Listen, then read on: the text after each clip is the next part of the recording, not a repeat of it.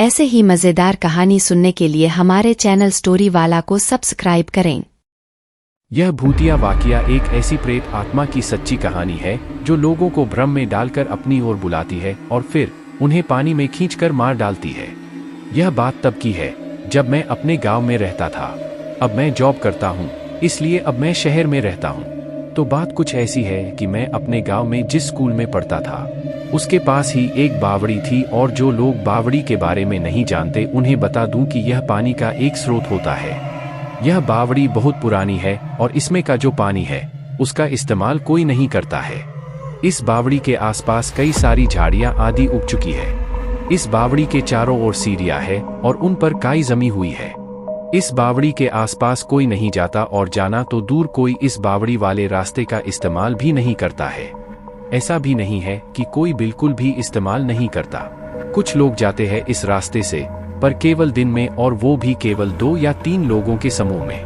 कहते हैं कि इस बावड़ी के अंदर एक ऐसा ब्रह्मजाल है जो लोगों को अपने वश में कर लेता है और उन्हें इस बावड़ी के पानी के अंदर डूबा देता है, और इतना ही नहीं, मरने के बाद उस व्यक्ति की लाश तक नहीं मिलती है।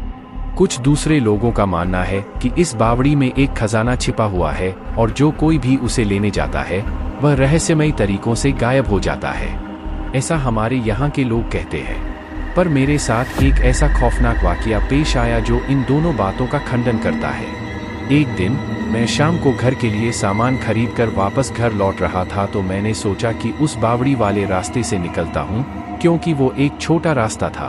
तो मैं उस रास्ते से जाने लगा। उस समय शाम हो चुकी थी और केवल थोड़ा थोड़ा उजाला था। मैं अब उस बावड़ी के किनारे से निकल रहा था कि तभी मैंने देखा कि एक आदमी उस बावड़ी की एक सीढ़ी पर खड़ा बावड़ी के पानी की ओर देख रहा था। मैं भी चलते चलते उसे ही देख रहा था कि तभी वो मेरी ओर देखने लगा और हंसने लगा। मैं यह देखकर चौंक गया कि यह आदमी उस जगह क्या कर रहा है। कुछ 2 कदम चलने के बाद मैंने देखा कि वो आदमी अपने घुटनों के बल बैठकर बावड़ी के पानी में किसी को देख रहा था।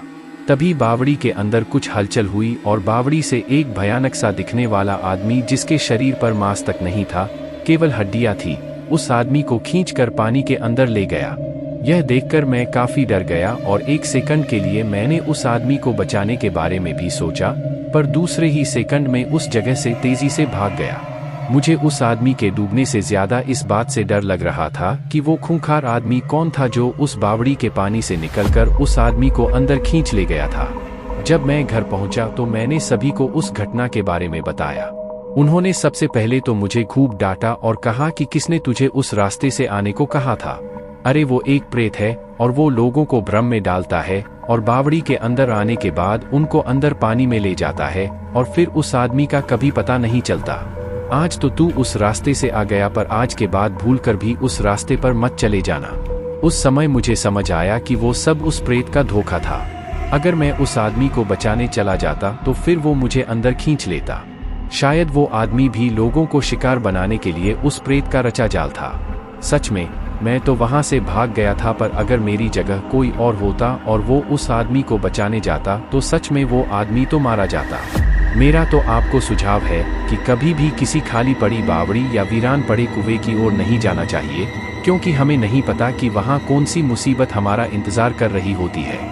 सो आई होप गाइज आपको यह हॉरर स्टोरी अच्छी लगी होगी। Thanks for watching. Subscribe to our channel for more stories.